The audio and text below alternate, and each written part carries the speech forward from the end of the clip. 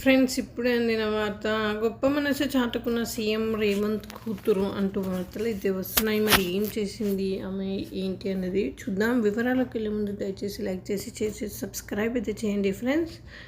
ముఖ్యమంత్రి రేవంత్ రెడ్డి కూతురు నైమిషా రెడ్డి తన గొప్ప మనసు చాటుకుంది. హైదరాబాద్ ఎల్బీనగర్లోని BN Reddy safe charitable foundation ఆధ్వర్యంలో నడుస్తున్న ఓ అనాథాశ్రమానికి చెందిన 30 మంది అనాథ పిల్లలకు నిన్న ఉప్పల్లో జరిగిన ఐపీఎల్ మ్యాచ్ చూసే అవకాశం కల్పించారు. ఈ 30 మంది పిల్లలకు టికెట్లు కొని వాళ్ళని స్వయంగా నైమిషా రెడ్డి స్టేడియంకి తీసుకెళ్లారు. ఆ పిల్లలతో పాటు ఆమె మ్యాచ్ను వీక్షించారు. అయితే మొదటిసారిగా స్టేడియంలో మ్యాచ్ను నేరుగా చూడటం, ఆటగాళ్లను దగ్గర నుంచి చూడటంలో ఆ అనాథ పిల్లలు ఆనందంలో మునిగిపోయారు. ఆ చిన్నారుల్లో సంతోషం నింపేందుకే నైమిషా ఈ పని చేశారని ఆమె సన్నిహితులు చెప్పారు. ఓవైపు తండ్రి రేవంత్ రెడ్డి రాజకీయాల్లో రాణిస్తుండగా, నైమిషా రెడ్డి ఇలాంటి సమాజ సేవ కార్యక్రమాలు చేస్తూ తనకంటూ ఓ గుర్తింపును తెచ్చుకుంటున్నారు.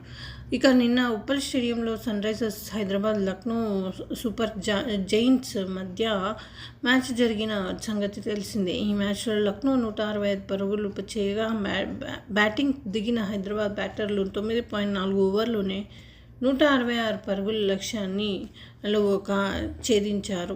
సో ఈ విధంగా వార్తలు అయితే వస్తున్నాయి ఫ్రెండ్స్.